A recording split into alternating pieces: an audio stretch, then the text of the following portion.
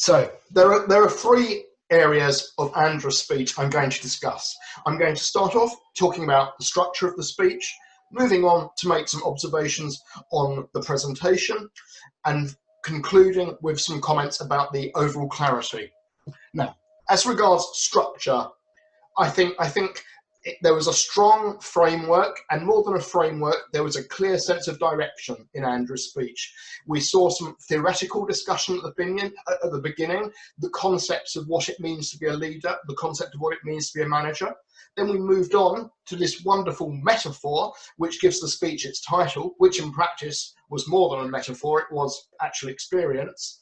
And then we circled back with more personal experience in Andra's professional life, and we ended up with a question, almost a call to action, but certainly a question drawing the audience back into the question. So I think it was a very skillful development and progression through the speech. If there's one area for a suggestion I would make here, maybe just spell out the structure at the beginning so we have some idea of how the presentation is going to be formed in front of us. Point 2, presentation. Andra's positioning, standing is usually much more compelling than seating, and this was absolutely the case tonight. It lent her authority.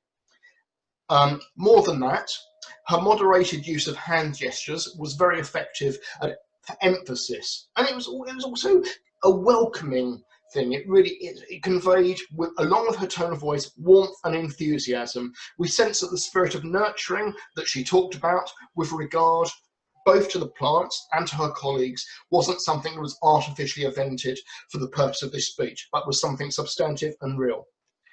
If I were to give one bit of advice or suggestion here, I would propose standing a little bit further back from the camera so that your hands, when you're using them, remain fully on the screen. You're not cut off cruelly.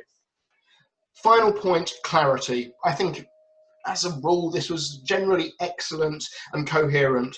The speech was carefully paced. There wasn't an excess of superfluous content anywhere.